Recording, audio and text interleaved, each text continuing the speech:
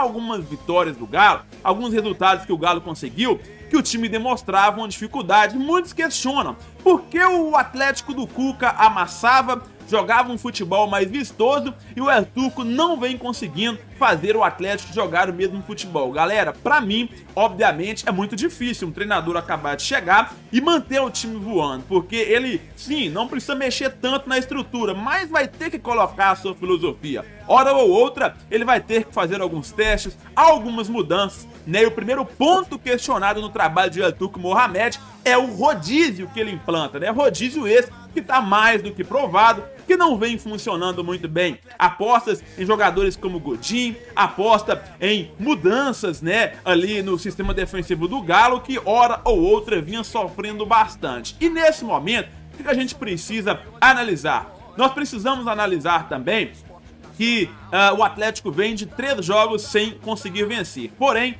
ainda assim, El Turco tem um ótimo aproveitamento à frente do Atlético. A gente ligou o sinal de alerta, sinal amarelo ligado na cidade do Galo. O Atlético é o vice-líder do Campeonato Brasileiro, mas, né, já poderia estar aí disparado na liderança. Abriu 2-0 contra o Coritiba no segundo tempo, permitiu o empate, né, sempre na frente do Goiás, né, fez 1-0, tomou empate, fez 2-1, tomou empate, sem contar naquele empate em casa contra o América na Libertadores. Dei uma colher de chá, fiz críticas construtivas, mas dei uma colher de chá no empate contra o Independente Del Valle, até pela questão da altitude, do desgaste. A gente acabou dando uma colher de chá, mas o Galo chega ao seu 3º jogo sem conseguir uma vitória e vários torcedores começaram a se questionar se é o momento de trocar de treinador ou se é o momento de dar continuidade e apoio para El Turco Mohamed. Vamos aos números, vamos às estatísticas. Está na tela para você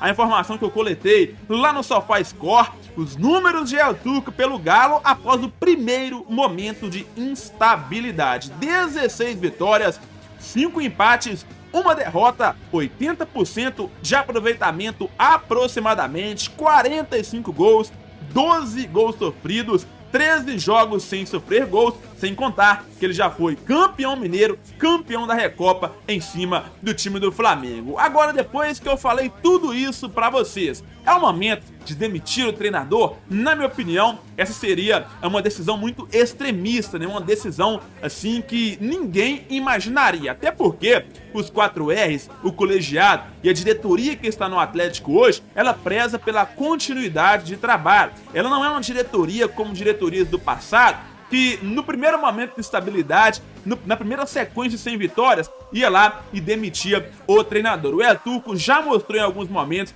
que tem algumas ideias legais de jogo, mas nesse momento tá passando por um período de instabilidade. E eu acho que jogar a culpa somente no colo de El Turco Mohamed é um pouquinho injusto, porque a gente já viu vários jogos do Galo e o time cria muitas oportunidades e acaba perdendo muitos gols. O El Turco Mohamed não tá lá dentro da área para empurrar a bola para a rede. A bola sobra é no pé do Hulk, a bola sobra é no pé do Vargas, no pé do Nacho, no pé do Zaratio, no pé do Arana. Ou seja, muitas das vezes o Atlético faz um jogo soberano, como vem sendo nas últimas rodadas, né? Ele faz um jogo muito melhor que o seu adversário. Agora ele vem morrendo no segundo tempo. Ele não vem conseguindo suportar, né, as investidas do adversário na segunda etapa.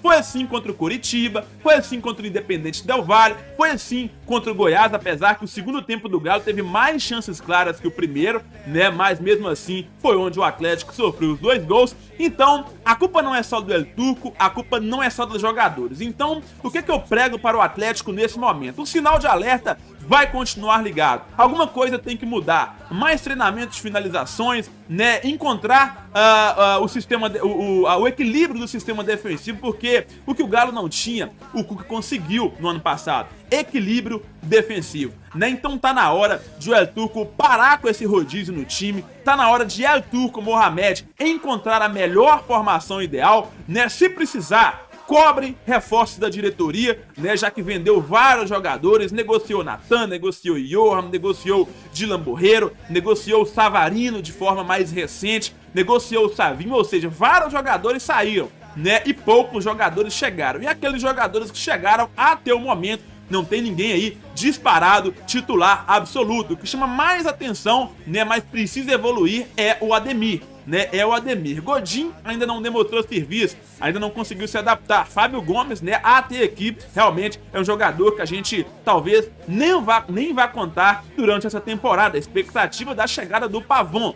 Quando o Keno se lesiona, o Atlético perde muito no ataque e na parte esquerda do campo. Então, galera, eu acho que a culpa não é só do El Turco, não é só dos jogadores, não é só da diretoria, mas a nossa crítica construtiva tem que acontecer, porque tem que cobrar antes da vaca ir pro brejo.